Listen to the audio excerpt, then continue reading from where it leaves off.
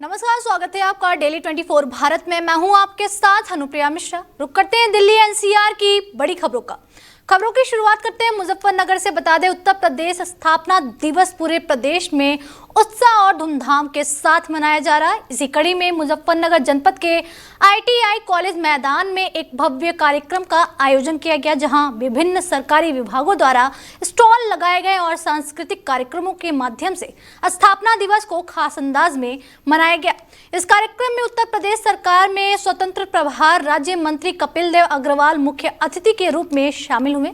कार्यक्रम के दौरान मंत्री कपिल देव अग्रवाल ने मीडिया से बातचीत करते हुए समाजवादी पार्टी की सरकार पर जमकर निशाना साधा। उन्होंने कहा कि पूर्ववर्ती सरकार के कार्यकाल में प्रदेश में गुंडागर्दी और भय का माहौल था। लोग घर से निकलने में डरते थे और प्रदेश की पहचान नकारात्मक बन गई थी। मंत्री ने कहा कि उस समय सड़कों की हालत खराब थी, बिजली की भारी किल्लत थी और किसानों को रातों रात भर बिजली के लिए इंतजार करना पड़ता था। वहीं वर्तमान सरकार के कार्यकाल में प्रदेश में बड़ा बदलाव देखने को मिला। आज बेहतर सड़कें, मजबूत बिजली व्यवस्था, किसानों को राहत, महिलाओं के लिए योजनाओं, युवाओं को रोजगार और पारदर्शी भर्ती प्रक्रिया लागू हुई। कपिल देव अग्रवाल ने कहा कि उत्तर प्रदेश की अर्थव्यवस्था मजबूत हुई है और निवेश बढ़ा है, जिससे रोजगार के नए अवसर पैदा हो रहे हैं। अंत में उन्होंने प्रदेशवासियों को स्थापना दिवस की शुभकामनाएं देते हुए कहा कि उत्तर प्रदेश निरंतर विकास और प्रगति की राह की ओर आगे बढ़ रहा। आज देखिए, बहुत ही सौभाग्य का दिन है हम सबके लिए, पूरे उत्तर प्रदेश के लिए, कि उत्तर प्रदेश स्थापना दिवस आज का है। 24 जनवरी 1950 को उत्तर प्रदेश का गठन हुआ, स्थापना हुई।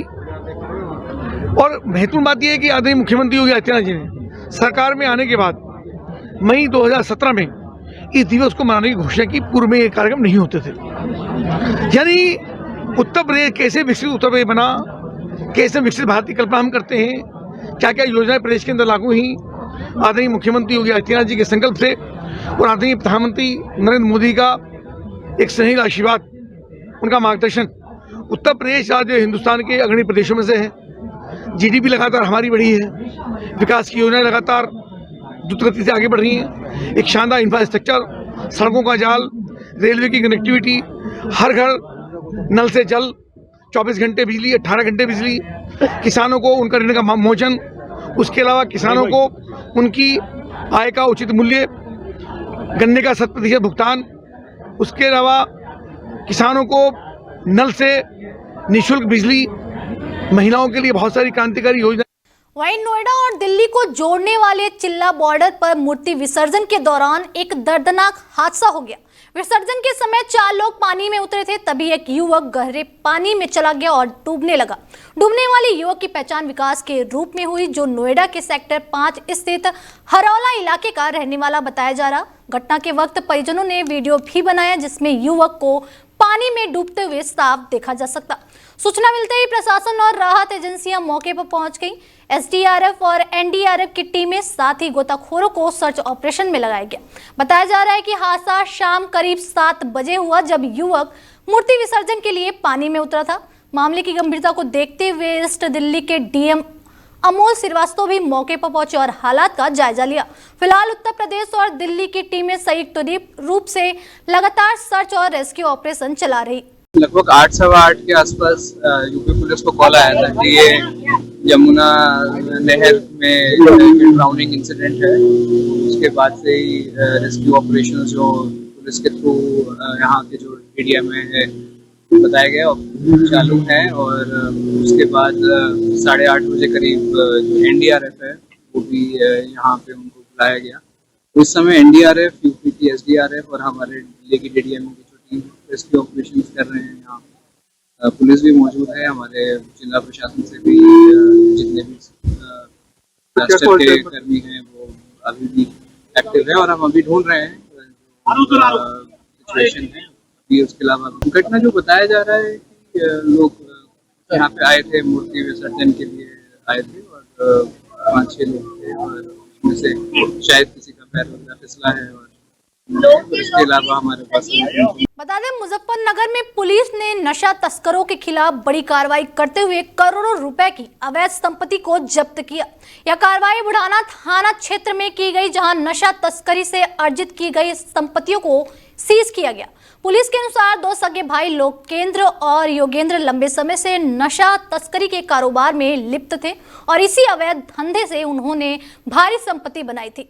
पुलिस ने कार्रवाई के दौरान दोनों आरोपियों को 2 मकान, 1 प्लॉट और करोड़ों रुपए की कृषि भूमि को जब्त किया। हैरानी की बात यह है कि जांच में एक ऐसा प्लॉट भी सामने आया जो एक बीजेपी नेता के नाम पर दर्ज बताया जा रहा, उसे भी इस कार्रवाई में सीज कर दिया गया। यह संपत्ति मादक पदार्थों की तस्करी से अर्जित की गई थी, ऐसा पुलिस का कहना है। इस पूरी कार्रवाई को मीरापुर थाना पुलिस की ओर से अंजाम दिया गया, जिसने गांजा तस्करी से जुड़े नेटवर्क पर शिकंजा कसते हुए यह कदम उठाया। पुलिस अधिकारियों का कहना है कि नशा तस्करी के खिलाफ अभियान आगे भी इसी तरह जारी रहेगा और अवैध तरीके से अर्जित की गई संपत्तियों को किसी भी हाल में बख्शा नहीं जाएगा। इस कार्रवाई से क्षेत्र में सक्रिय नशा तस्करों में हड़कंप मचा हुआ है। मुजफ्फरनगर में अभी हाल में 68F के तहत NDPS एक्ट के तहत कार्रवाई की गई थी। बुढ़ाना का मैटर था। अभी मीरापुर के मामले में 2 सगे भाइयों के खिलाफ, जो कि NDPS एक्ट के हैबिचुअल ऑफेंडर हैं, पिट NDPS के तहत इनके खिलाफ कार्रवाई की गई थी और 1985 के NDPS एक्ट की 68F के तहत लगभग 4 करोड़ की इनकी प्रॉपर्टी जो है सीजर का आदेश साफिम कोर्ट न्यू दिल्ली द्वारा किया गया है और इसके तहत इनके पास से कृषि भूमि प्लाट 0.7540 हेक्टेयर, जो कि तहसील शामली के तहत पर है, 93-91 वर्ग मीटर प्लाट है मकान मोहल्ला खाकरोबान कस्बा बुढ़ाना में, 174.06 वर्ग मीटर का आवासीय भूखंड बुढ़ाना है, आवासीय भूखंड 127.97 वर्ग मीटर मोहल्ला खाकरोबान वार्ड नंबर 2 नगर बुढ़ाना में है। इस प्रकार से 4 प्रकार की प्रॉपर्टी इनकी 68F के तहत का सीजर का आदेश किया गया है। वहीं ग्रेटर नोएडा शहर में दबंगों के हौसले इस कदर बढ़ते नजर आ रहे हैं कि अब हाई राइज सोसाइटी भी सुरक्षित नहीं रह गई है। ग्रेटर नोएडा की एक नामचीन हाई राइज सोसाइटी में तैनात सुरक्षा कर्मियों पर गंभीर आरोप सामने आए हैं। 13 सोसाइटी के मुख्य गेट पर तैनात कुछ सुरक्षा कर्मियों ने बेखौफ होकर जमकर उत्पात मचाया और वहां सामान की डिलीवरी करने पहुंचे युवकों के साथ बेरहमी से मारपीट की। बताया जा रहा है कि सुरक्षा कर्मियों ने डिलीवरी के साथ आए युवकों को सड़क पर गिराकर लाठी डंडों से पीटा, जिससे मौके पर अफरा तफरी मच गई। मारपीट की पूरी घटना किसी व्यक्ति ने अपने मोबाइल कैमरे में रिकॉर्ड कर ली, जिसका वीडियो अब सोशल मीडिया पर तेजी से वायरल हो रहा। वीडियो में साफ देखा जा सकता है कि सुरक्षाकर्मी किस तरह से खुलेआम कानून को हाथ में लेते हुए युवकों पर हमला कर रहे हैं। इस घटना का वीडियो सामने आने के बाद पुलिस ने मामले का संज्ञान लिया और जांच शुरू कर दी। पुलिस का कहना है कि वायरल वीडियो के आधार पर आरोपियों की पहचान की जा रही है और दोषियों के खिलाफ सख्त कार्रवाई की जाएगी। यह पूरी घटना ग्रेटर नोएडा के बीटा 2 थाना क्षेत्र के अंतर्गत स्थित IITL nimbus expressway view 2 society की बताई जा रही। खबरों में आगे बढ़ते हैं। बता दें, उत्तर प्रदेश के उप मुख्यमंत्री केशव प्रसाद मौर्य ने नोएडा में युवराज की मौत के मामले में बड़ा बयान दिया है। उन्होंने इस घटना को बेहद दुखद और दुर्भाग्यपूर्ण बताते हुए कहा है कि सरकार को इस हादसे का गहरा दुख है। उप मुख्यमंत्री ने बताया कि मामले की जांच के लिए गठित SIT की रिपोर्ट आज मुख्यमंत्री को सौंपी जाएगी और जो भी दोषी पाया जाएगा उसके खिलाफ सख्त कार्रवाई की जाएगी। उन्होंने कहा है कि दुर्घटनाएं किसी भी सरकार में हो सकती है, लेकिन हमारी सरकार में जिम्मेदारों पर कार्रवाई जरूर होगी। वहीं शंकराचार्य अभिमुक्तेश्वरानंद को लेकर चल रहे विवाद पर केशव मौर्य ने कहा है कि उन्होंने भगवान शंकराचार्य के चरणों में प्रार्थना की है कि वह संगम स्नान कर इस विवाद को समाप्त करें। उन्होंने कहा है कि संतों का सम्मान सभी को करना चाहिए और देश चाहता है कि यह विषय अब खत्म हो। उप मुख्यमंत्री केशव मौर्य यह बयान उत्तर प्रदेश सरकार में कैबिनेट मंत्री सुनील शर्मा के बिहार और पूर्वांचल स्नेह मिलन कार्यक्रम के दौरान दे रहे थे, जहां कार्यक्रम स्थल पर कटेंगे तो बटेंगे, एक रहेंगे तो सेफ रहेंगे जैसे संदेश भी लगाए गए। बड़ी भूमिका जो हमारे बिहार से हो, चाहे उत्तरांचल से, चाहे पूर्वांचल से, उनकी रहती है दाता के रूप में। सबसे पहले मैं उनको अपील करूंगा कि सभी जो यहाँ पर निवास करते हैं, गाजियाबाद में हो, चाहे वह नोएडा में हो, चाहे वह दिल्ली में हो, जहाँ अस्थायी रूप से निवास कर गए, वहाँ के मतदाता के रूप में जो इस समय मतदाता सूची में शामिल होने के लिए फार्म को भरने का अवसर आया है। चुनाव आयोग जो मतदाता सूची शुद्धिकरण का अभियान चला रहा है उसका हिस्सा बने और बढ़ चढ़ करके उसमें हिस्सा ले और यहाँ जहाँ मतदाता के रूप में अपना मतदान करते रहें यहाँ पर मतदाता बने रहें। और आने वाले समय में 2027 क्योंकि उत्तर प्रदेश का विधानसभा चुनाव है और हम पूरे विश्वास से ये कह सकते हैं कि हम 2027 में 2017 दोहराएंगे। समाजवादी पार्टी का उत्तर प्रदेश की राजनीति में भविष्य अंधकारमय है। कांग्रेस का कोई नामलेवा यूपी के अंदर नहीं है।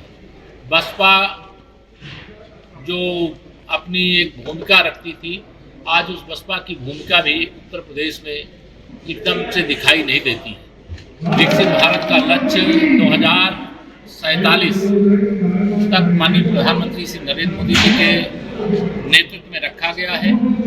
उत्तर प्रदेश विकसित भारत का मुख्य केंद्र है।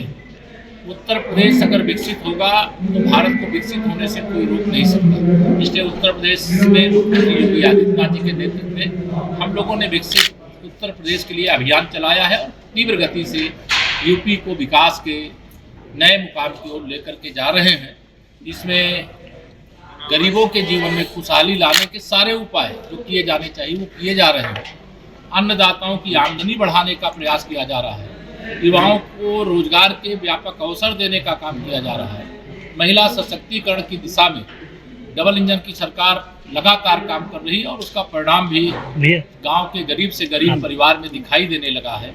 और हम लोग यह भरोसा रखते हैं कि 2014 से जब से देश में माननीय नरेंद्र मोदी जी के नेतृत्व में सरकार बनी, पहला कार्यकाल बहुत शानदार रहा, दूसरा कार्यकाल उससे भी शानदार रहा और जो तीसरा कार्यकाल 2024 से शुरू हुआ है वह और भी शानदार ढंग से देश को आगे बढ़ाने का। वहीं अगली खबर ग्रेटर नोएडा से है। बता दें उत्तर प्रदेश के शो विंडो कहे जाने वाले नोएडा में अब भगवान भी सुरक्षित नहीं नजर आ रहे।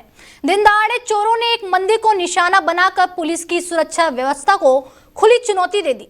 मामला ग्रेटर नोएडा के दादरी थाना क्षेत्र स्थित प्राचीन खाटू श्याम मंदिर का है, जहां बेखौफ चोर हेलमेट पहनकर मंदिर के अंदर घुसे और भगवान के घंटे समेत अन्य सामान चोरी कर फरार हो गए। पूरी वारदात मंदिर में लगे सीसीटीवी कैमरे में कैद हो गई। हैरानी की बात यह है कि चोरी को अंजाम देने के बाद चोर सीसीटीवी कैमरे के सामने हाथ जोड़ते भी नजर आए, जिसका वीडियो अब सोशल मीडिया पर तेजी से वायरल हो रहा है। दिन दहाड़े हुई इस चोरी की घटना ने स्थानीय पुलिस की कार्यशैली पर सवाल खड़े कर दिए। फिलहाल पुलिस ने मामले में मुकदमा दर्ज कर लिया और सीसीटीवी फुटेज के आधार पर आरोपी की पहचान कर तलाश शुरू कर दी है और साथ ही पुलिस ने यह भी दावा किया है कि जल्दी चोरों को गिरफ्तार कर लिया जाएगा। वहीं ग्रेटर नोएडा से एक बड़ी और दुखद खबर सामने आ रही है, जहां एक बार फिर डॉक्टर की लापरवाही का मामला उजागर हुआ। पथरी के ऑपरेशन के दौरान एक महिला की दर्दनाक मौत हो गई, जिसके बाद परिजनों में भारी आक्रोश देखने को मिला। मृतका की पहचान ज्योति के रूप में हुई, जिसे 20 जनवरी को पथरी के ऑपरेशन के लिए ग्रेटर नोएडा के दनकौर थाना क्षेत्र में NIIMS अस्पताल में भर्ती कराया गया था। परिजनों का आरोप है कि इलाज के दौरान डॉक्टरों की गंभीर लापरवाही बरती गई, जिसके चलते 24 जनवरी को ज्योति की मौत हो गई। महिला की मौत के बाद गुस्साए परिजन अस्पताल परिसर में धरने पर बैठ गए और अस्पताल प्रबंधन के खिलाफ जमकर प्रदर्शन किया। मामले की सूचना मिलते ही पुलिस मौके पर पहुंची और परिजनों को समझा बुझाकर शांत कराए। फिलहाल पुलिस पूरे मामले की जांच में जुट गई है और अस्पताल प्रबंधन से पूछताछ की जा रही। परिजनों की मांग है कि दोषी डॉक्टरों और स्टाफ के खिलाफ सख्त कार्रवाई की जाए, ताकि भविष्य में इस तरह की लापरवाही दोबारा ना हो।